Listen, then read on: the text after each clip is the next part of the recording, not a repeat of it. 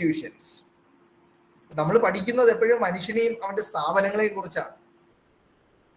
The problems faced by the social institutions, the profitability issues, the productivity issues,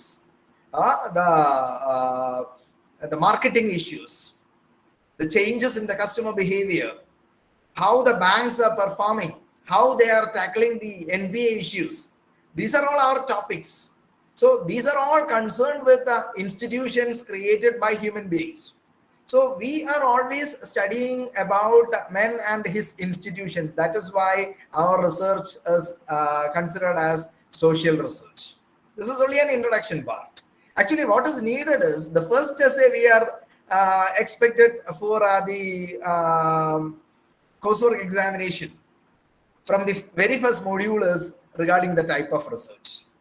If you are asking to write something about the type of research, you can write plenty of things, because there is no hard and fast rule for segregating research into different watertight compartments or like that. But for writing an essay in the examination point of view, we can divide the process, we can divide the research into different areas based on the purpose for which research is undertaken, based on the method which is going to adopt for conducting the research, or based on the data which will be used for conducting the research. These are all the criterion for categorizing the research. So the first essay, നിങ്ങൾ പരീക്ഷ point of വ്യൂവിൽ ഏറ്റവും ആദ്യം നോക്കേണ്ട ഒരു essay, ഒന്നാമത്തെ മോഡ്യൂളിൽ നിന്ന് നിങ്ങൾ പഠിച്ചു വെക്കേണ്ട ഒരു എസ്സേ എന്ന് പറയുന്നത് ടൈപ്സ് ഓഫ് റിസർച്ച് ആണ്. Types of research. And you know that based on the purpose for which research is undertaken. ഓർത്തു വെക്കാനുള്ള എളുപ്പത്തിന് വേണ്ടിയിട്ട് ഞാൻ കുറെ കാര്യങ്ങൾ ആ ഒരു ഓർഡറിൽ അങ്ങ് പറയുന്നേ ഉള്ളൂ. Based on the purpose for which research is undertaken, എന്ത് പർപ്പസിന് വേണ്ടിയിട്ടാണ് റിസർച്ച് ചെയ്യുന്നത്, അതിന്റെ അടിസ്ഥാനത്തിൽ we can segregate or we can classify the research into pure research, applied research, action research, and evaluation research. You know this division, isn't it? What is pure research? What is pure research? Come on, all these sessions are over already. So this is only a revision. Within 30-35 minutes, we need to conclude all of these things. Then we will be able to proceed into report writing. What is pure research according to your idea? Those who are going to write that. Yes. Research undertaken for the sake of knowledge. Yeah. It is purely for gaining new knowledge. Good. So the word pure is there. So for writing the examination, you can remember this thing. It is purely for gaining new knowledge. So the very purpose behind pure research is for gaining new knowledge. പുതിയ അറിവ് സമ്പാദിക്കുക എന്നുള്ള ഉദ്ദേശത്തോടു കൂടി മാത്രം ചെയ്യുന്ന research. അതാണ് നമ്മൾ പറഞ്ഞത്, പർപ്പസിന്റെ അടിസ്ഥാനത്തിൽ, based on the purpose for which research is undertaken, it is divided into pure research. The first one, purely for gaining new knowledge or for widening the horizons of knowledge. They are undertaking some research. അങ്ങനെയുള്ള റിസർച്ചേഴ്സിനെ നമുക്ക് കാണാൻ സാധിക്കും ഇഷ്ടം പോലെ. When I was doing my research, ഞാൻ ഈ കേരള യൂണിവേഴ്സിറ്റിയുടെ research ലൈബ്രറിയിൽ വന്നിരിക്കുന്ന സമയത്ത്, not in the department library, പാളയത്തുള്ള ജനറൽ ലൈബ്രറിയിൽ നമ്മൾ ചെന്നിരിക്കുമ്പോൾ അവിടുത്തെ റിസർച്ച് സെക്ഷനിൽ ഭയങ്കര സൈലൻസ് ആണ്. അവിടെ നമുക്ക് ഒരു വളരെ പ്രായം ചെന്നൊരു സ്ത്രീ വന്നിരുന്ന് ഇങ്ങനെ വായിക്കുന്നതാണ്. വായിക്കുന്നതിനിടയിൽ അവർ പൊട്ടിച്ചിരിക്കും, ചിലപ്പോഴൊക്കെ അവർ കരയും, ചിലപ്പോൾ അവർ ബഹളം ഉണ്ടാക്കിക്കൊണ്ട് മേശയിൽ ഇടിക്കും. അപ്പൊ നമ്മൾ ആദ്യം വിചാരിച്ചു ഇവർക്ക് അത്യാവശ്യം she seems to be abnormal. But നമ്മൾ പിന്നെയും ഇങ്ങനെ ഇവരെ ശ്രദ്ധിക്കാൻ തുടങ്ങിയിട്ട് ലൈബ്രറിയുടെ അടുത്ത് ചോദിച്ചു ആരാണ്. ഒരു 60 yearsന് മുകളിൽ പ്രായമുള്ള ഒരു retired professor, retired English professor. At that point of time, she was doing her postdoctoral research in entire works of Shakespeare. Look, 60 വയസ്സിന് ശേഷം അവർ റിസർച്ച് ചെയ്യുന്നത് not for gaining any additional academic degree or അതുമായിട്ട് related ആയിട്ടുള്ള എന്തെങ്കിലും ഒരു consequential benefits gain ചെയ്യുക, ഇതൊന്നും അല്ല അവരുടെ പർപ്പസ് എന്ന് പറയുന്നത്. It is just for gaining new knowledge. So that is what is called pure research. The second one is applied research. So the difference is here. In the case of pure research, there is no utilitarian objective, or the intention is just for gaining new knowledge. The researcher is not interested in finding out solution and apply it immediately to solve the issues. Instead, he is just trying to widen his horizon of knowledge. That is pure research. But in the case of applied research, actually the researcher is trying to apply the solution which are derived as part of his research process. അയാൾ ചെയ്യുന്ന research ആക്ടിവിറ്റിയിലൂടെ derive ചെയ്യുന്ന solutions apply ചെയ്തുകൊണ്ട് പ്രശ്നങ്ങൾ പരിഹരിക്കുക എന്നൊരു ഉദ്ദേശം. Because research in its initial stages considered as the technique of problem solving. And we know the very first step in the research process is identification of a research problem. So we are approaching a problem scientifically, and our intention is to find out solution, a scientific solution, a systematic solution for that problem, and to apply the solution to resolve that issue. If that is the intention, that type of research is called applied research. Clear? Then the third one is action research. Can anyone segregate the difference between applied research and action research? You're all researchers, that's why I am asking. And this is afternoon time. ഞാൻ ചോദിക്കാതിരുന്ന നിങ്ങൾ എല്ലാവരും ഉറങ്ങും, ഞാൻ ഇങ്ങനെ ഇരുന്ന് സംസാരിച്ചു. Can anyone segregate the applied research and action research? Is there any difference between applied research and action research? Yes, Anjali. Sir, action research is for immediate problems. Okay. Providing solutions to immediate problems. Okay. Very good. Anything else?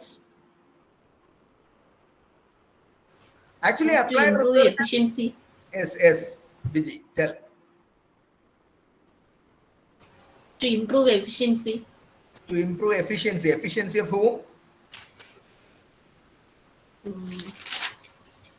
Suppose it's a teacher to adopt this innovative teaching methods for improving his efficiency. Yes, very good. There lies the point. That is, actually the action research and applied research are one and the same. In both the cases, we are seeking a solution and we need to apply the same. We need to apply the same and resolve the issue. As Anjali pointed out, in the case of action research, we are addressing urgent problems. But actually, as Biji has pointed out, in the case of action research, the researcher himself, the teacher needs to improve his efficiency. That's why he is trying to adopt innovative teaching methods, and he is trying to evaluate the efficiency and effectiveness of each and every teaching method. So here the person concerned or the researcher himself was trying to find solution to his own problems. But in the case of applied research, actually we are approaching a problem which is faced by another community, that is called the research audience. So there is a difference with respect to the research audience. Research audience ആയിട്ട് ബന്ധപ്പെട്ടാണ് അവിടെ difference ഇരിക്കുന്നത്. ഞാൻ മറ്റൊരു ഗ്രൂപ്പിന്റെ പ്രശ്നം പഠിച്ചാൽ applied research എന്നാണ് പറയുക. പക്ഷേ ഞാൻ തന്നെ നേരിടുന്ന ഒരു പ്രശ്നം റിസോൾവ് ചെയ്യാൻ വേണ്ടിയിട്ട് എന്റെ റിസർച്ച് പ്രോസസ്സിനിടയിൽ അങ്ങനെ ഒരു പ്രശ്നം റിസോൾവ് ചെയ്യാൻ വേണ്ടിയിട്ട് ശ്രമിക്കുമ്പോൾ that is what is called action research. നിങ്ങൾ എല്ലാവരും റിസർച്ചിന്റെ ഇടയിൽ അങ്ങനെ ചില പ്രശ്നങ്ങൾ നേരിടും. I face the same during the course of my research. My research guide was Dr. B. Johnson. He was the expert for yesterday's program. So അന്ന് നമുക്ക് റിസർച്ചിനെ കുറിച്ച് വലിയ ധാരണയൊന്നുമില്ല. So I put the title of my research study as the mechanization of fishing industry in Kerala, a study on the impact on fish workers and fish vessel owners. That was my PhD thesis title, mechanization of fishing industry in Kerala. And the second part is a study on the impact, a study on its impact on fish workers and fish vessel owners. When I put this word impact in my title, എനിക്കറിയില്ലായിരുന്നോ impact എന്ന് പറയുന്ന ഒരു word ടൈറ്റിലിനകത്ത് വെച്ചാൽ ഇത്രയും വലിയ പ്രശ്നം ഉണ്ടാകും. നിങ്ങൾ ഇമ്പാക്ട് എന്ന് പറയുന്ന ഒരു വേർഡ് ടൈറ്റിൽ വെച്ചാൽ എന്താ പ്രശ്നം? ഇമ്പാക്ട് പഠിക്കണമെങ്കിൽ നമ്മൾ ഉപയോഗിക്കുന്ന റിസർച്ച് ഡിസൈൻ എന്താണ് സാധാരണഗതിയിൽ?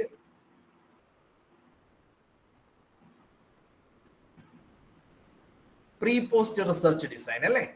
എന്ന് പറഞ്ഞാൽ മെക്കനൈസേഷൻ വരുന്നതിന് മുമ്പുള്ള സിറ്റുവേഷനും മെക്കനൈസേഷൻ വന്നതിന് ശേഷമുള്ള സിറ്റുവേഷനും തമ്മിൽ കമ്പയർ ചെയ്തെങ്കിൽ മാത്രമേ മെക്കനൈസേഷന്റെ ഇമ്പാക്ട് പഠിക്കാൻ പറ്റൂ.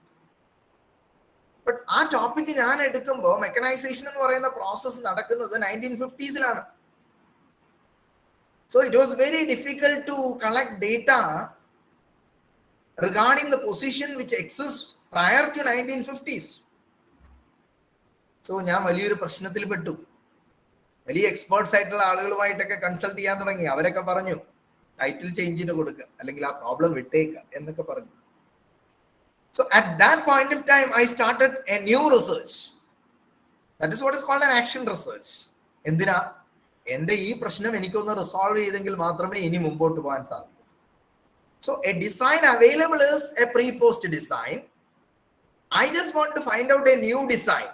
So an action research was started, and we have evolved a new piece of research design by adopting a sequential sampling method and all. അതൊരു 9 മാസം എടുത്തു ആ റിസർച്ച് തീരാൻ വേണ്ടി. അതിനുശേഷമാണ് വീണ്ടും നമ്മൾ ബേസിക് റിസർച്ചിലേക്ക് തിരിച്ചു വരിക. ഇതിനെയാണ് ആക്ഷൻ റിസർച്ച് എന്ന് പറയുന്നത്. Hope it is clear to you the difference between applied research and action research. Clear? Yes, sir. Okay. So based on the purpose for which research is undertaken, research is divided into pure research, applied research, action research, and the fourth one is evaluation research. Evaluation research. What is evaluation research? So government ഒരു project implement ചെയ്യുകയാണെന്ന് ഇരിക്കട്ടെ. Government ആ പ്രോജക്റ്റിന്റെ effectiveness, അതിന്റെ efficiency, അതിന്റെ implementation effectiveness ഇതൊക്കെ measure ചെയ്യേണ്ടതായിട്ട് വരും. സോ ആ പ്രോജക്റ്റ് ഇവാലുവേറ്റ് ചെയ്യണം. So it's A kind of research which is evaluating the progress of a project, which is evaluating the pros and cons of implementation of the project and all. That kind of a research is called evaluation research. And there are 3 types of evaluation. One is called concurrent evaluation, second one is called phasic evaluation, and the third one is called a terminal evaluation. What is concurrent evaluation? It's a kind of continuous evaluation. So evaluation goes along with the project, day by day evaluation. That is what is called the concurrent evaluation. And the second one is phasic evaluation. Evaluation after each and every phase, each and every completed phase, that is called the phasic evaluation. You just try to remember the നിങ്ങളെ ഒരു project ആയിട്ട് എടുത്തു കഴിഞ്ഞാൽ നിങ്ങൾ ഒരു ക്ലാസ്സിലേക്ക് പഠിക്കാൻ പോകുമ്പോഴത്തേക്ക് ആ ക്ലാസ്സിൽ ഓരോ ടേമിലും നിങ്ങൾക്ക് പരീക്ഷ ഇടും. എന്തിനാ? 2 മാസം കഴിഞ്ഞു നിങ്ങളുടെ പ്രോഗ്രസ് എന്താണ് എന്ന് ഇവാലുവേറ്റ് ചെയ്യാൻ വേണ്ടിയിട്ട്. That is phasic evaluation. And ആ ക്ലാസ്സിൽ നിങ്ങളുടെ പഠനം പൂർത്തിയാകുമ്പോൾ ഒരു ടെർമിനൽ ഇവാലുവേഷൻ നടക്കും. Terminal examination, terminal evaluation after completing the entire phases of the project, and evaluation, a final evaluation is conducted. That is what is called terminal evaluation. So പരീക്ഷ എഴുതാനുള്ള point of വ്യൂവിൽ മാത്രമാണ് ഞാൻ പറയുന്നത്. ഇപ്പൊ തന്നെ 4ഉം അതിനകത്തൊരു 3ഉം പോയിന്റ് ആയി. Pure research, applied research, action research, evaluation research. Evaluation research is again categorized into concurrent evaluation, phasic evaluation, and terminal evaluation. Again, based on the data, nature of data or data collection methods or data collection modus operandi of the research is again categorized into historical research, case study research, survey research. Historical research, case study research, and survey research. See, what is historical research? We know the word meaning of history. History എന്ന് പറഞ്ഞാൽ പഴയത്, ചരിത്രമാകുന്നത് past ഉണ്ടാകുമ്പോഴാണ്. അപ്പൊ past data, historical research is the research which is undertaken with the help of past data. ഞാൻ research methodology ക്ലാസ്സുകളിൽ സാധാരണഗതിയിൽ പറയാറുണ്ട്, വെറുതെ പൂങ്കോഴിയോ ഓർത്താ മതി എന്ന് പറഞ്ഞാൽ അവൻ എന്താ ചെയ്യുന്നത്? ചകഞ്ഞു നോക്കും, അവിടെ എന്തെങ്കിലും കണ്ടെത്താനുണ്ടെങ്കിൽ കണ്ടെത്തിയതിനു ശേഷം എല്ലാവരെയും വിളിച്ചു കാണിക്കും. അതാണ് ചകഞ്ഞു നോക്കുക, digging up of facts. That is what is called historical research. Historical research, a research conducted with the help of past data.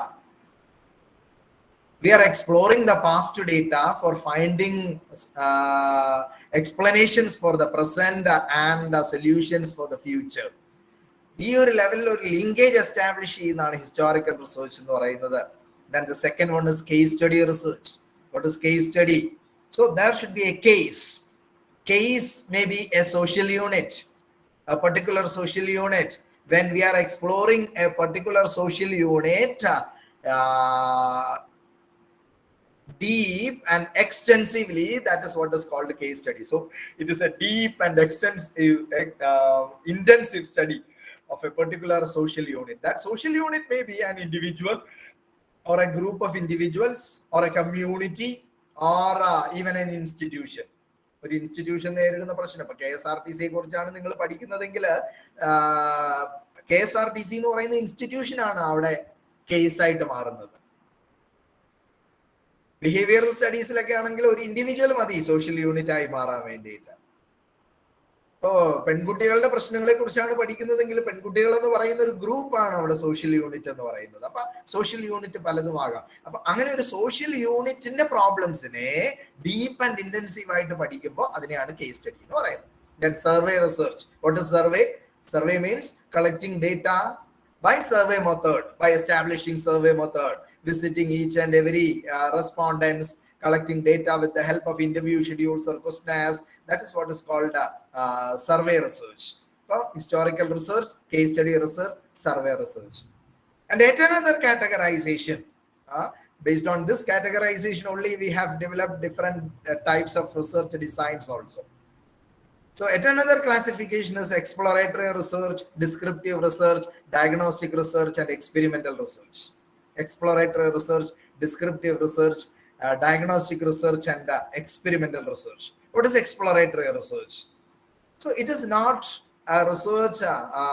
നമുക്ക് എക്സ്പ്ലോറേറ്ററി എന്നൊക്കെ നമ്മൾ റിസർച്ച് ഡിസൈനിൽ പറയാറുണ്ട്. പക്ഷേ ഒരു റിസർച്ച് കംപ്ലീറ്റ് ആയിട്ട് എക്സ്പ്ലോറേറ്ററി ആയിട്ട് നിൽക്കാറില്ല. എല്ലാ റിസർച്ചിന്റെ ഒരു ഇനിഷ്യൽ ഫേസ് എന്ന് പറയുന്നത് എക്സ്പ്ലോറേഷൻ ആണ്. ഒരു പ്രോബ്ലത്തെ കുറിച്ച് കൂടുതൽ അറിയാൻ വേണ്ടിയിട്ട് നമ്മൾ നടത്തുന്നതെല്ലാം എക്സ്പ്ലോറേഷൻ ആണ്. So it is an initial phase of every research in which we are trying to explore more about the problem, explore new things about the problem. That is what is called exploratory research.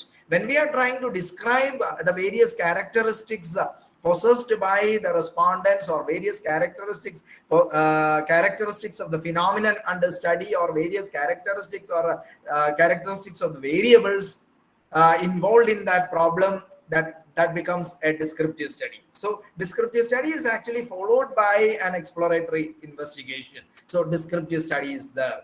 Then under diagnostic study, we are trying to find out the root cause of the problems. So that is why diagnosis എന്നാണ് നമ്മൾ പറയുന്നത്. ഡോക്ടറിന്റെ അടുത്ത് ചെന്നിരിക്കുന്നു, അയാൾ ഒത്തിരി കാര്യങ്ങൾ ചോദിച്ച് നമ്മുടെ വിഷയം എന്താണ് എന്ന് കണ്ടെത്താൻ വേണ്ടിയിട്ട് ശ്രമിക്കുന്നു. So that is diagnostic study. So a study which is conducted for finding out the root cause of an issue. And the last one is experimental study. What is experimental study? Here in this case, we are trying to establish the cause-effect relationship between variables. So we will identify the independent variable and dependent variable under controlled conditions. We are trying to establish the positive, the cause-effect relationship between variables. So we are trying to prove the idea of causality. That is the third point of experimental research. അപ്പോൾ ഒരു laboratory type സിറ്റുവേഷനിൽ നിന്നുകൊണ്ട് independent വേരിയബിളും dependent വേരിയബിളും തമ്മിലുള്ള cos effect relationship prove ചെയ്യാൻ വേണ്ടി നടത്തുന്ന ഏതൊരു സ്റ്റഡിയെയും നമുക്ക് എക്സ്പെരിമെന്റൽ സ്റ്റഡി എന്ന് വിളിക്കാം. And we are having several other categorizations also. Descriptive and analytical studies are there. Applied and fundamental studies. Fundamental studies are actually pure. Applied is already explained. Then qualitative and quantitative research are there. You know what is qualitative study and quantitative study, isn't it? What is qualitative study? What is quantitative research? What is quantitative research? What is qualitative research? എല്ലാവരും ഉണ്ടോന്ന് അറിയാനാണ് ഇടയ്ക്കിടെ ചോദിക്കുന്നത്.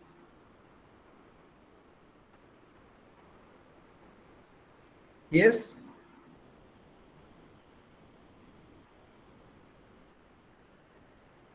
എന്താണ് qualitative research, എന്താണ് quantitative research? Research മെത്തഡോളജിയുടെ 2 ദിവസം പരിപാടി തീർന്നു, അവസാനത്തെ മണിക്കൂറുകളിലൂടെയാണ് പോയിക്കൊണ്ടിരിക്കുന്നത്. ഇനി ഏതാനും മിനിറ്റുകൾ കൂടി മാത്രമേ ഉള്ളൂ എന്നൊക്കെ സാധാരണഗതിയിൽ പറയില്ലേ. എന്താണ് qualitative research? So qualitative research deals with collecting data, Qualitative is the data which cannot be measured, and Yes. quantitative deals with measurable, that is numerical data and all that. Yes, very good, very good. So qualitative information, it deals with qualitative data, that is qualitative research, and if it is with the help of quantitative information, or as Hemalata pointed out, it is based on numerical data, that is quantitative research, and conceptual and empirical research is also there. So there are different types of research. This is the first essay we are expected to have from the first module. And the second essay is probably the steps in research process. The steps in research process. Now, you know various steps involved in research process, isn't it? The research begins with the identification and formulation of a research problem. You have to identify a problem, then you need to formulate the problem, or you need to give an apt definition for the problem. So identification and formulation of research problem would be there. So formulate ചെയ്യണമെന്നുണ്ടെങ്കിൽ നിങ്ങൾ ഒരു exploratory research ഒക്കെ ചെയ്ത് കഴിയണം, എങ്കിൽ മാത്രമേ നിങ്ങൾക്ക് formulate ചെയ്യാനായിട്ട് സാധിക്കത്തുള്ളൂ. ആ എക്സ്പ്ലോറേറ്ററി റിസർച്ചിലേക്ക് പോകുമ്പോൾ അവിടെയാണ് നമ്മുടെ രണ്ടാമത്തെ പോയിന്റിന്റെ റിലവൻസ് എന്ന് പറയുന്നത്. Do an extensive literature review. Do an extensive literature review. നിങ്ങൾ ഒരു എക്സ്പ്ലോറേറ്ററി റിസർച്ച് ഡിസൈൻ പഠിച്ചിട്ടുണ്ട്. എക്സ്പ്ലോറേറ്ററി റിസർച്ച് ഡിസൈനിൽ നമ്മൾ എന്തെല്ലാമാണ് സാധാരണഗതിയിൽ ചെയ്യുന്നത്? Survey of experienced persons, literature survey available and existing case study reports എല്ലാം തന്നെ നമ്മൾ വെരിഫൈ ചെയ്യുന്നു. Then insight stimulating case study reports verify ചെയ്യുന്നു. ഇങ്ങനെ 3-4 രീതികളിലൂടെ നമ്മൾ കൂടുതലായിട്ട് ആ പ്രോബ്ലത്തെ കുറിച്ച് മനസ്സിലാക്കുന്നു. സോ എക്സ്റ്റെൻസീവ് ലിറ്ററേച്ചർ റിവ്യൂ നടത്തുന്നു. ലിറ്ററേച്ചർ റിവ്യൂ നടത്തി കഴിയുമ്പോൾ നമുക്ക് ആ പ്രോബ്ലം ഫോർമുലേറ്റ് ചെയ്യാവുന്ന സ്റ്റേജിലെത്തി. നമ്മൾ പ്രോബ്ലം ഫോർമുലേറ്റ് ചെയ്തു. So the first step and second step actually overlapping ആണ്, പക്ഷേ ഏതാണ്ട് ഒരേപോലെയാണ് നമ്മൾ ചെയ്യുന്നത്. ഒരു പ്രോബ്ലം ഐഡന്റിഫൈ ചെയ്യുന്നു, എക്സ്റ്റെൻസീവ് ലിറ്ററേച്ചർ റിവ്യൂ നടത്തി അത് ഫോർമുലേറ്റ് ചെയ്യുന്നു. ലിറ്ററേച്ചർ റിവ്യൂ തീരുമ്പോൾ നമുക്കറിയാം we are in a position to identify the different aspects to be explored more, or regarding the research gap, knowledge gap. ആ ഗ്യാപ്പ് നമ്മൾ ഐഡന്റിഫൈ ചെയ്ത് കഴിഞ്ഞാൽ അവിടെ നമുക്ക് ഒബ്ജക്റ്റീവ്സ് ഫിക്സ് ചെയ്യാനായിട്ട് സാധിക്കും. Fixing of objectives. Then comes the development of hypothesis. ഈ steps എല്ലാം നിങ്ങൾ ഓൾറെഡി പഠിച്ചു കഴിഞ്ഞാണ്, അതുകൊണ്ട് ഇനി അതിനെ കുറിച്ചൊന്നും പറയുന്നില്ല. ഹൈപ്പോത്തസിസ് സെറ്റ് ചെയ്യണം. അത് കഴിഞ്ഞിട്ട് നമ്മൾ റിസർച്ച് ഡിസൈൻ പ്ലാൻ ചെയ്യണം. അത് കഴിഞ്ഞിട്ട് നിങ്ങളുടെ സാമ്പിൾ, അത് നിങ്ങൾ ഒരു സെഷൻ അതിന് വേണ്ടിയിട്ട് മാത്രം നിങ്ങൾ സ്പെൻഡ് ചെയ്തിട്ടുണ്ട്. അപ്പൊ നിങ്ങളുടെ സാമ്പിളിംഗ് ഡിസൈൻ എന്ന് പറയുന്നത്, സാമ്പിളിംഗ് പ്ലാൻ തയ്യാറാക്കി നിങ്ങളുടെ സാമ്പിൾ സെലക്ട് ചെയ്യണം. After that you need to collect data from the respondents, whether it is primary data or secondary data, depending upon the nature of your study. നിങ്ങൾക്ക് primary data വേണമെങ്കിൽ ഏത് method വേണം, അതിൻ്റെയൊക്കെ അടിസ്ഥാനത്തിൽ നിങ്ങൾ ഡേറ്റ കളക്ട് ചെയ്യുന്നു. Then processing and analysis of data. ആ നമുക്ക് നമ്മുടെ ഹൈപ്പോത്തസിസ് ടെസ്റ്റ് ചെയ്യാൻ സാധിക്കും. With the help of inferential statistical techniques നമുക്ക് എന്ത് ചെയ്യാം? നമ്മുടെ ഹൈപ്പോത്തസിസ് ടെസ്റ്റ് ചെയ്യാം. Then interpretation of results and generalization. After that, preparation of the research report. Research report prepare ചെയ്യാം. This is the second essay. Okay. അപ്പോൾ ഞാൻ 2 essay പറഞ്ഞു. ഒന്നാമത്തെ essay എന്ന് പറയുന്നത് types of research, and the second essay is steps in research process. Explain ചെയ്യേണ്ട ആവശ്യമില്ലല്ലോ, നിങ്ങൾ ഓൾറെഡി പഠിച്ചിട്ടുള്ള കാര്യമാണ്. Okay. Then the third essay you need to concentrate for the examination point of view. In the examination point of view is regarding types of sampling. എനിക്ക് തോന്നുന്നു ഇന്ന് morning സെഷനും കഴിഞ്ഞ ദിവസം ജോൺസൺ സാറും ഒക്കെ ഏറ്റവും കൂടുതൽ പറഞ്ഞത് അതിനെ കുറിച്ചാണ്. അതുകൊണ്ട് നമ്മൾ അവിടെ കൂടുതൽ സമയം സ്പെൻഡ് ചെയ്യേണ്ട ആവശ്യമില്ല. You know the categorization. There are probability sampling techniques as well as non-probability sampling techniques. Under probability sampling techniques, the simple random sampling is there, systematic sampling is there, stratified sampling is there, cluster sampling as well as multi-stage sampling is there.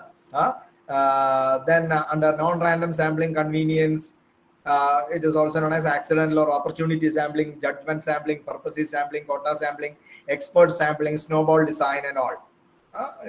ഇതെല്ലാം നിങ്ങൾ പഠിച്ചു കഴിഞ്ഞല്ലേ? ഇതെല്ലാം നിങ്ങൾ explain ചെയ്ത് കഴിഞ്ഞതാണ്. അപ്പൊ ഇതാണ് നമ്മൾ പ്രതീക്ഷിക്കുന്ന മൂന്നാമത്തെ ഒരു എസ്സേ. ഓരോ മൊഡ്യൂളിൽ നിന്ന് നമ്മൾ പ്രതീക്ഷിക്കുന്ന എസ്സേയുടെ ഭാഗത്തൂടെ മാത്രമാണ് നമ്മളിപ്പോൾ കടന്നുപോയിക്കൊണ്ടിരിക്കുന്നത്. ഓക്കെ. പിന്നീട് ഇമ്പോർട്ടൻ്റ് ആയിട്ട് ഏരിയ എന്ന് പറയുന്നത് കളക്ഷൻ ഓഫ് ഡേറ്റയാണ്.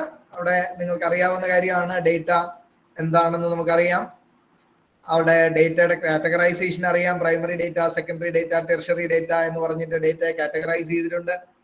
അതുപോലെ നമ്മൾ നേരത്തെ ക്വാളിറ്റേറ്റീവ് റിസർച്ച്, ക്വാണ്ടിറ്റേറ്റീവ് റിസർച്ച് എന്ന കാറ്റഗറൈസേഷനെ കുറിച്ച് പറഞ്ഞു. അപ്പൊ അവിടെ the data is again categorized into qualitative and quantitative data, and you have to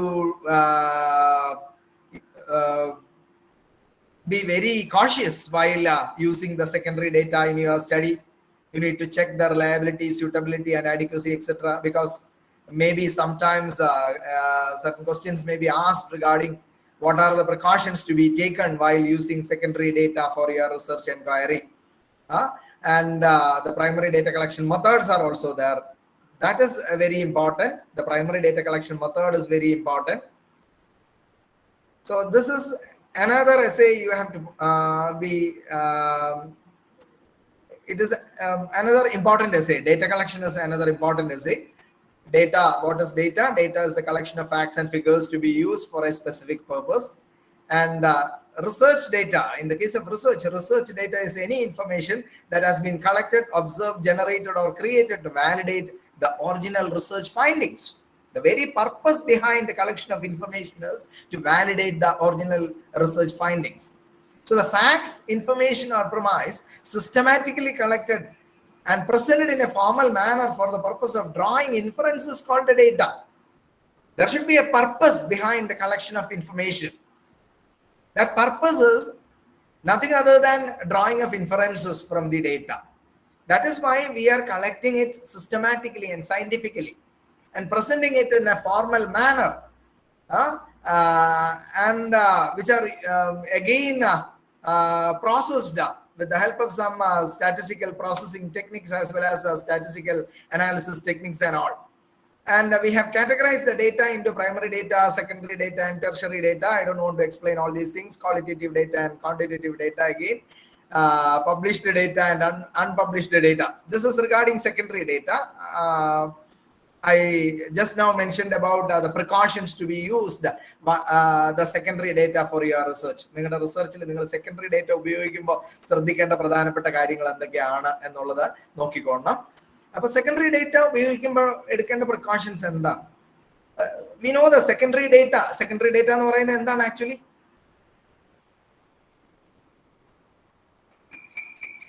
Data collected from published or unpublished sources.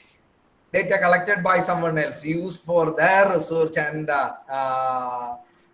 analyzed by them already. That is presented before us. And if we found that it is useful for our research, again we are using the same data. That turns to be secondary data. That may be in the form of published data, or sometimes it may be in the unpublished form also. So supportive role of secondary data in research is to help to comprehend the diverse dimensions of the research problem. ഒരു പ്രശ്നത്തെ നമ്മൾ പഠിക്കുമ്പോൾ നമുക്ക് നമ്മുടെ ഒരു ക്വസ്റ്റ്യനെയറിലൂടെ data collect ചെയ്ത് അതിന്റെ എല്ലാ ഡയമെൻഷൻസും പഠിക്കാൻ പറ്റില്ല. പക്ഷെ ഓൾറെഡി എക്സ്പ്ലോർ ചെയ്തിട്ടുള്ള വേരിയസ് ഡയമെൻഷൻസ് എക്സ്പ്ലോർ ചെയ്തിട്ടുള്ള ആളുകൾ അത് പ്രസന്റ് ചെയ്തിരിക്കുന്ന റിപ്പോർട്ടുകളിലൂടെ നമ്മൾ കടന്നു പോകുമ്പോൾ ഒരു ഒരു എന്താ ഒരു വിവിഡ് പിക്ചർ അല്ലെങ്കിൽ ഒരു ഡീറ്റെയിൽഡ് ഔട്ട്ലുക്ക് എന്ന് പറയുന്നത് ആ പ്രോബ്ലത്തെ കുറിച്ച് നമുക്ക് കിട്ടും.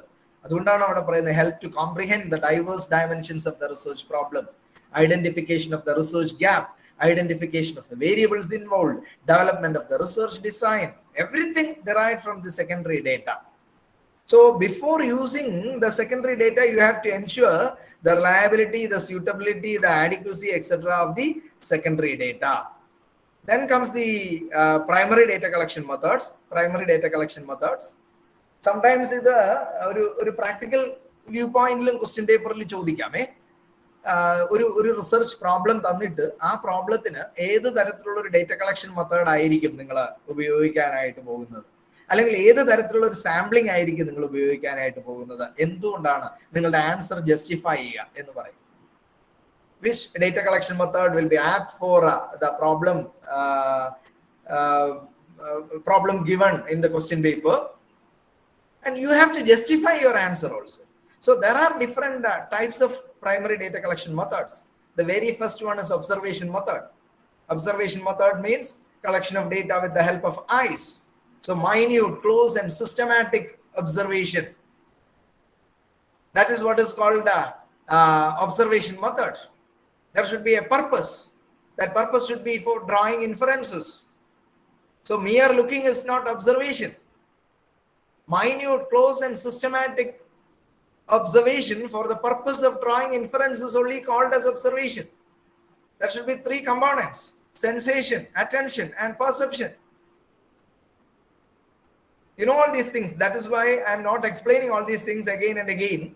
So before starting the data collection process itself, you have to decide on the content to be observed, how to record the observation, what kind of a relationship should be established between the observer and observed, whether a disguised observation is good or undisguised observation is good, something like that. You have to think of all these things before starting the observation process. There are various types of observation: structured observation and unstructured observation, participant observation and non-participant observation, controlled observation and uncontrolled observation, disguised observation and undisguised observation, human observation as well as mechanical observation. If you need any point to be clarified, you just ask. That I will explain again. Otherwise, we will proceed to the next method, that is questionnaire method. This also is very important because sometimes a question may be asked, what are the steps involved in developing a questionnaire? What are the various steps involved in developing a questionnaire? So this method is commonly used by most of the social science researchers. നമുക്കറിയാം, നമ്മുടെ മിക്കവാറും എല്ലാ സ്റ്റഡീസിലും നമ്മൾ ഉപയോഗിക്കുന്നത് either questionnaire അല്ലെങ്കിൽ interview method എന്ന് പറയുന്ന സാധനമാണ്. So what is questionnaire? Questionnaire എന്ന് പറയുന്നത്, it is a predefined series of questions used to collect information. A predefined series of questions used to collect information from the respondents. There are various types of questions. Open-ended questions are there, closed-ended questions are there, then quantity questions, category questions, ranking questions, rating questions. These are all closed-ended questions. And mixed questionnaire, mixed question. That means a question which comprises the characteristics of both open-ended and closed-ended question. That is mixed question. Or we may term it as mixed questionnaire. In a questionnaire, we can use both open-ended questions and closed-ended questions together. That is mixed questionnaire. Then pictorial questionnaire. കുട്ടികളുടെ ഇടയിലൊക്കെ പഠനം നടത്തുകയാണെന്നുണ്ടെങ്കിൽ നമ്മൾ ചോദ്യങ്ങൾ ചോദിക്കുന്നതിന് പകരം we use plenty of pictures. ഓരോ പടങ്ങൾ മാത്രം കാണിച്ചതിന് ശേഷം ചില ചോദ്യങ്ങൾ അതിന് താഴെ ഉണ്ടാകും. സോ അങ്ങനെ ചിത്രങ്ങളാണ് ഉപയോഗിക്കുന്നതെന്നുണ്ടെങ്കിൽ to elicit responses from the respondents, pictures ആണ് ഉപയോഗിക്കുന്നതെന്നുണ്ടെങ്കിൽ അത് പിക്ചോറിയൽ ക്വസ്റ്റ്യൻസ് എന്ന് പറയുന്നു. സോ ഒരു ക്വസ്റ്റ്യനെയർ നിങ്ങൾ ഫോർമുലേറ്റ് ചെയ്യുമ്പോഴത്തേക്ക് അതിന്റെ ഒബ്ജക്ടിവിറ്റി, റിലയബിലിറ്റി, വാലിഡിറ്റി, ജനറലൈസബിലിറ്റി ഇതെല്ലാം തന്നെ നമ്മൾ എസ്റ്റാബ്ലിഷ് ചെയ്തിരിക്കണം. അപ്പോൾ അങ്ങനെയുള്ള കുറേയധികം കാര്യങ്ങൾ ഇതെല്ലാം തന്നെ നിങ്ങൾ പഠിച്ചിട്ടുണ്ടാകും. ഈ ഒരു എസ്സേയും കൂടെ നമ്മൾ ഏതാണ്ട് അവസാനത്തെ ഒരു പാർട്ടിലേക്ക്, റിപ്പോർട്ടിലേക്ക് വരികയാണ്. അതിനു മുമ്പ് ഈ ഒരു എസ്സേയും കൂടെ പറഞ്ഞു തീർക്കാൻ. ഞാൻ പറഞ്ഞ സമയം എക്സീഡ് ചെയ്ത് പോയി, 35 minutes കഴിഞ്ഞു. സോ ഒരു ക്വസ്റ്റ്യനെയർ സെറ്റ് ചെയ്യുമ്പോൾ, ഇതും ഒരു ഇമ്പോർട്ടന്റ് എസ്സേ ആണ്. ഒരു ക്വസ്റ്റ്യനെയർ സെറ്റ് ചെയ്യുമ്പോൾ നിങ്ങൾ ഫോളോ ചെയ്തിരിക്കേണ്ട സ്റ്റെപ്സ് എന്തൊക്കെയാണ്? What are the various steps involved in developing a good questionnaire? First one, you have to determine the specific data to be sought. എന്തെല്ലാം ഡേറ്റ നിങ്ങൾക്ക് വേണം എന്നുള്ളതിന്റെ ഒരു ധാരണ നിങ്ങൾക്ക് നേരത്തെ കൂട്ടി ഉണ്ടായിരിക്കണം. So determine the specific data to be sought. How that is determined? For that, 3 aspects are used. One is a statement of the research purpose.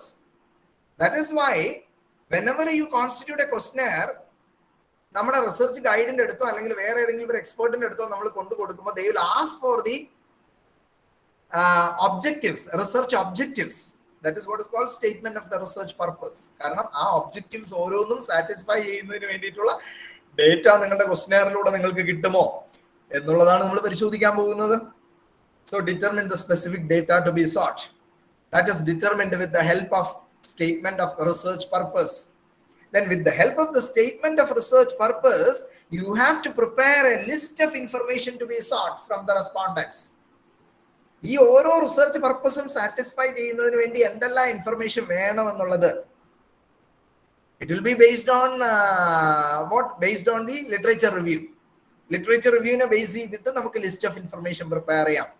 And finally, you should have a draft analysis plan also.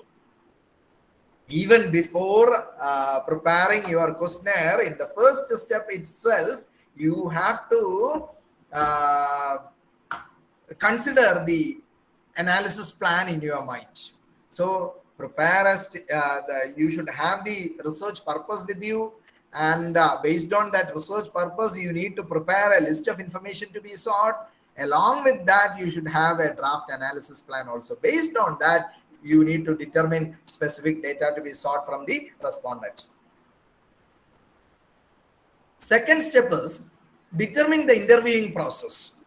You have to determine the interviewing process. ഏത് തരത്തിലുള്ള ഒരു interview പ്രോസസ്സിലൂടെയാണ് നമ്മൾ പോകാൻ പോകുന്നത് എന്നുള്ളതിനെ കുറിച്ച് തീരുമാനിക്കണം. Whether we are going to administer the questionnaire directly to the respondents, or mailing of questionnaire method, or telephonic interview method. Whatever method we are going to use in our research, that we need to decide, because that interviewing process will determine the nature of questions, the form of questions, and all.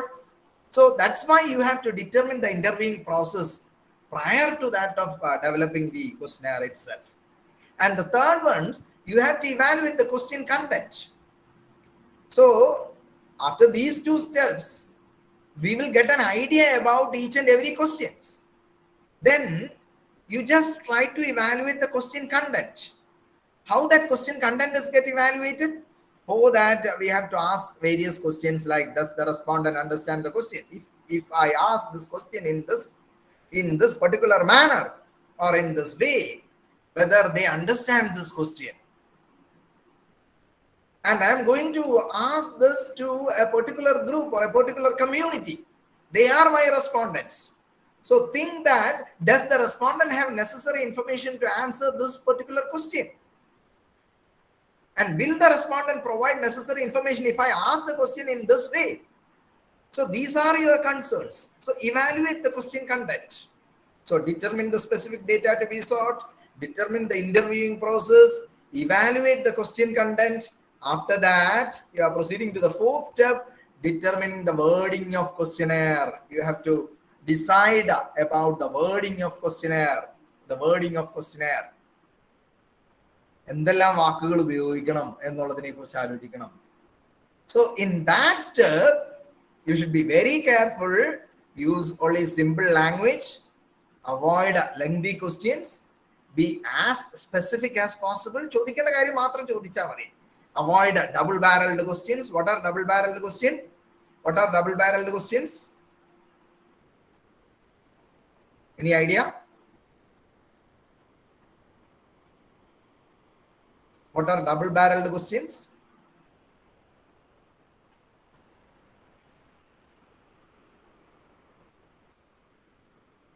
ഇതെല്ലാം നിങ്ങൾ പഠിച്ചു കഴിഞ്ഞ ആൾക്കാരാണ്. എന്തെങ്കിലും idea ഉണ്ടോ? double-barreled question എന്ന് പറഞ്ഞാൽ എന്താണ്?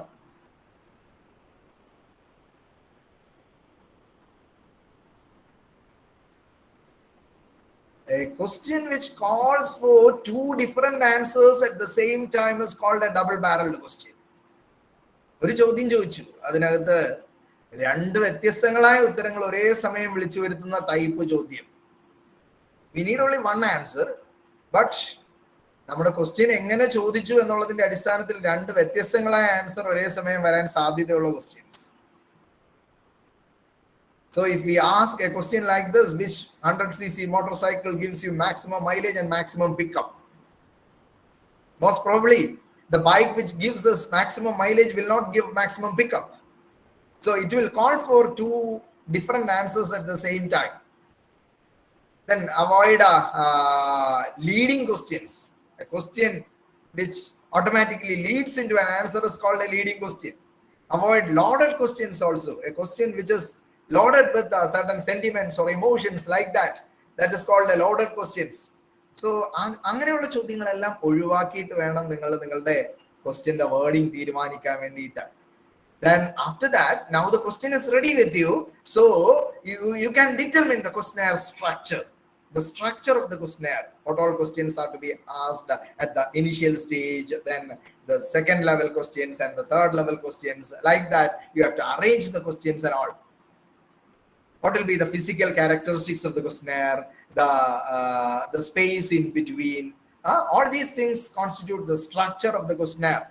Determine the physical characteristics of the form, and after that you have to go for the pre-testing of your draft questionnaire in a very small sample which is selected from the group of original respondents. Administer the draft questionnaire with them. Try to collect data. That will give you an opportunity to find the problems with respect to the draft which you have prepared already, and that will help you to revise and prepare the final draft of the questionnaire. Okay, so these are the steps involved in preparation of questionnaire. And another method is interview, and there are different types of interview, like structured and unstructured, focused, clinical interview, non-directive interview, etc. Then this is regarding processing and analysis. Already in the morning session, you may have discussed about analysis of data, inferential statistics, descriptive statistics, and all. Now we are in today's topic, that is report writing. Okay. ഇതുവരെ പറഞ്ഞ കാര്യങ്ങൾ clear ആണോ? Yes, sir. Yes, sir. ആണ് sir. അപ്പൊ ഇത്രയും കാര്യങ്ങൾ നിങ്ങൾക്ക് അറിയാവുന്ന കാര്യങ്ങളാണ്. അപ്പൊ ഞാൻ അതുകൊണ്ട് തന്നെയാണ് അത് വളരെ വേഗത്തിൽ ഒന്ന് പറഞ്ഞത്. നമ്മൾ പ്രധാനമായിട്ടും പ്രതീക്ഷിക്കുന്ന കുറച്ച് കാര്യങ്ങൾ മാത്രമാണ് നമ്മൾ ഇപ്പോൾ പറഞ്ഞത്. നമ്മൾ പ്രതീക്ഷിക്കുന്ന കുറച്ച് കാര്യങ്ങൾ മാത്രം എക്സാം പോയിന്റ് ഓഫ് വ്യൂല് ഒന്ന് വേഗത്തിൽ പറഞ്ഞു പോയിന്നേ ഉള്ളൂ. അപ്പോൾ ടൈപ്സ് ഓഫ് റിസർച്ച് എന്ന് പറയുന്ന ഒരു എസ്സേ വേണമെങ്കിൽ നിങ്ങൾക്ക് നോക്കാം. അതോടൊപ്പം സ്റ്റെപ്സ് ഇൻ റിസർച്ച് പ്രോസസ് എന്ന് പറയുന്ന കാര്യം നിങ്ങൾക്ക് നോക്കാം. ടൈപ്സ് ഓഫ് സാമ്പിളിങ് നമുക്ക് നോക്കാം. Steps in preparation of a good questionnaire എന്ന് പറയുന്നത് നമുക്ക് നോക്കാം.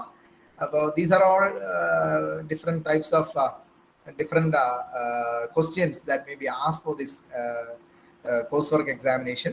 ഇനി ഡയറക്റ്റ് ക്വസ്റ്റ്യൻസ് മാത്രം പ്രതീക്ഷിക്കരുത്. നമ്മൾ പരീക്ഷയ്ക്ക് പ്രതീക്ഷിക്കുന്ന ചോദ്യങ്ങളുടെ ഒരു പ്രത്യേകത എന്താണ് എന്ന് ചോദിച്ചു കഴിഞ്ഞാൽ അത് ആപ്ലിക്കേഷൻ ലെവലിലുള്ള ക്വസ്റ്റ്യൻസ് ആയിരിക്കാനും സാധ്യതയുണ്ട്. റിപ്പോർട്ടിങ്ങിലേക്ക് വരുമ്പോഴത്തേക്ക് normally I use to present the report writing in different heads, like report writing, the meaning and functions, types of report, stages of reporting, contents of research report, and factors to be considered while drafting the research report and all.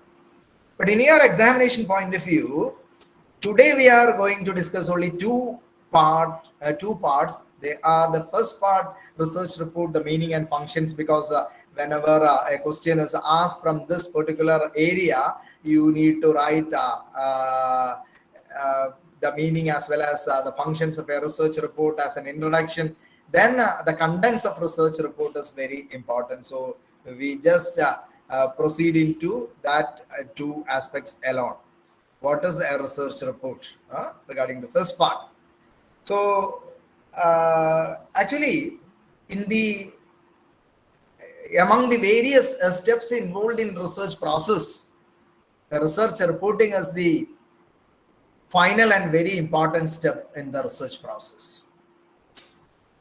So we know at the report drafting stage only, the researcher is actually compiles the research experiences. That kind of a compilation helps him to present his research experiences with the others. So the research report is actually the ultimate output of the research process. As I said just now, only at this particular stage, the researcher assembles the findings of the study. He draws conclusions and evaluates his own findings. So it is an end process of the research activity. Actually, it is a highly skilled work.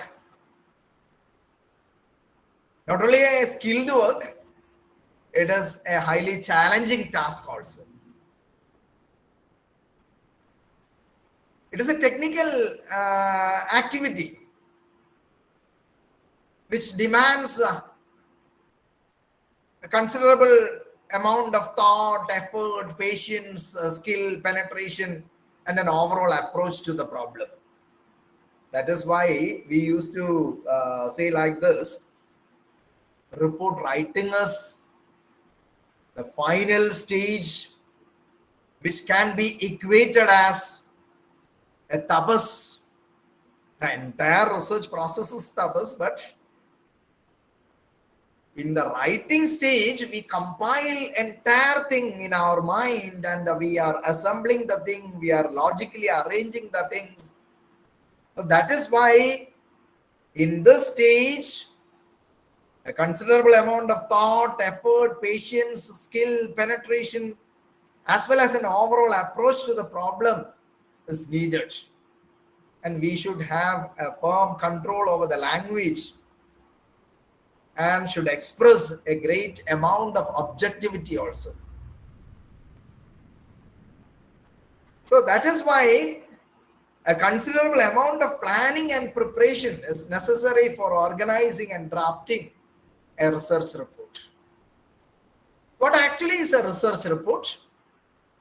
A research report is a formal statement of the research process and its results.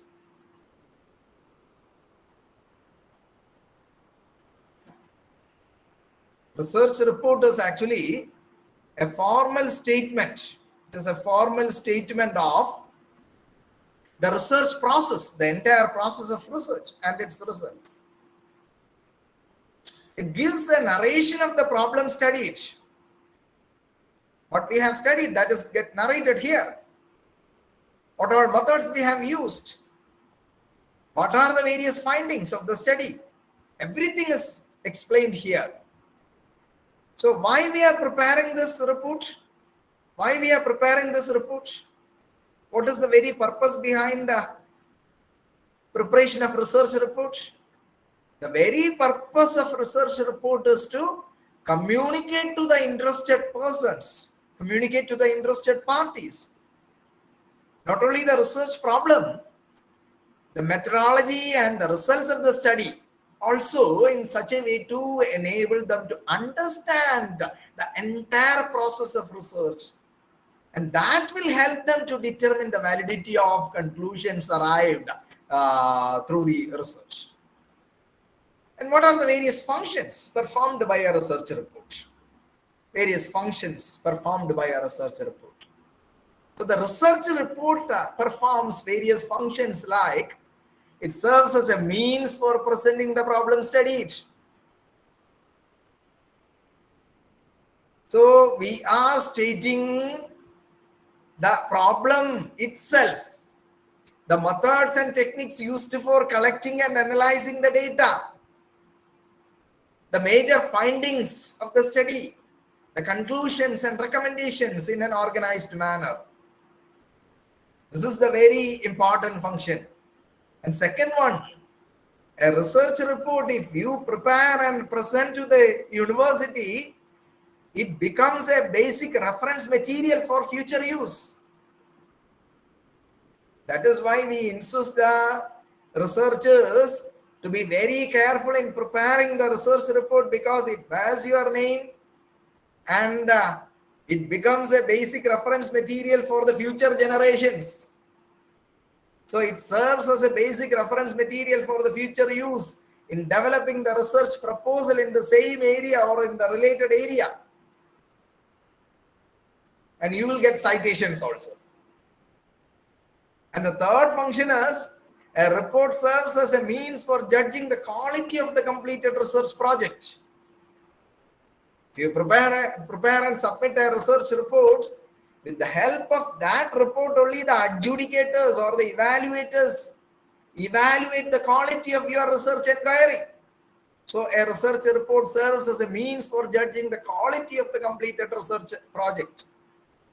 And it is a means for evaluating the researcher's ability and competence to do research. Your competences get evaluated with the help of this research report. And this research report provides a factual base for formulating policies and strategies relating to the subject matter studied. If it is that relevant or that much importance for the problem under exploration, the government will use the findings you arrived through your research inquiry for formulating policies and strategies relating to the subject matter area. And it provides a systematic knowledge on the problems and issues analyzed. So these are the functions performed by the research report. So we explained the why aspect, the functions aspect, and what is the research report? It's a formal statement of the research process and its results. It narrates the problem studied, the methods used, and the findings. See here, a definition given by American Marketing Society is given here. The American Marketing Society states the purpose of a research report as to convey to the interested persons the whole results of the study in sufficient details and so arranged as to enable each reader to comprehend the data and so determine for himself the validity of conclusions of his study. So that is the very purpose behind the preparation of a research report. This part is not that important for the coursework examination. So we are proceeding to the second part of reporting, that is contents of a research report. See here, the contents of a research report is broadly categorized into three. A technical report or a thesis. It has a number of clearly defined sections. The headings of the sections and their order may vary from one report to the other. When you look into the thesis submitted by scholars in the universities in Kerala and the scholars in the universities from some other neighboring states, there itself we can find some difference in the order of chapterization, in the order of presenting the things and all. But even then,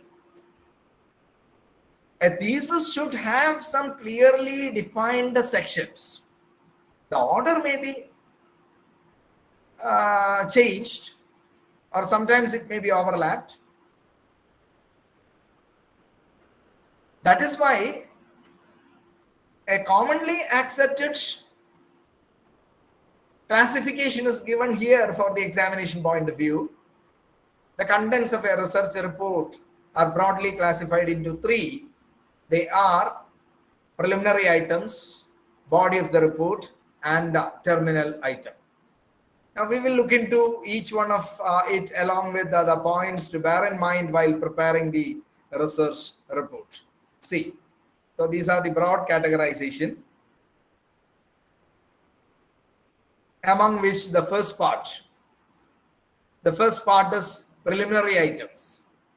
It consists of several pages, starting from the title page to abstract or executive summary. In every thesis, you can find all these pages. We used to prepare the title page in duplicate because in the cover page itself, we print the entire aspects which are to be included in the title page. And when the second page also will be the title page. And the next part will be a researcher's declaration. Next one will be the certificate of research supervisor. After that, we place the acknowledgements, the table of contents, list of tables, list of graphs and charts, abstracts of the synopsis. See, the first one is the title page. You all know the contents of the title page. Look into the title page given in the slide. There we can see various contents like title of the study. The second aspect is prepared for what purpose? The purpose of the submission. So thesis submitted to the Faculty of Commerce, University of Kerala in partial fulfillment of. So this is the purpose. We need to state the purpose. So purpose is there. After that, prepared by whom? The name of the person who prepared the thesis. Then the fourth part is name of the supervising teacher. After that, we have to state presented to whom? Presented to the University of Kerala. Time of submission, month and year of submission, everything is stated in the title page. So it should give information regarding all these things, but we have to be very careful while writing the title. When you are writing the title, you should be very careful. Sorry. So what are the things you have to bear in mind while writing the title? Earlier, there was a trend in stating the title as a study on, or an evaluation of, or an assessment of, etc. Even in the example, which is pointed out here in the previous slide, there also we can see a study on, because it is a thesis which was submitted years back in Kerala University. So that was the trend at that point of time, a study on, an evaluation of, an assessment of. These words are added along with the title of the study. But now the style is entirely different. It is not essential to state these words on the part of your title, because the research itself is a detailed and scientific study, or the research itself is an analysis or an evaluation. So there is no need to state these words with your title. This is with regard to framing of your title. You need to consider some other aspects also while preparing and presenting the title of your study in your report. What are the things which you have to consider while preparing the title? So these are the major points you have to bear in mind while drafting the title of your study.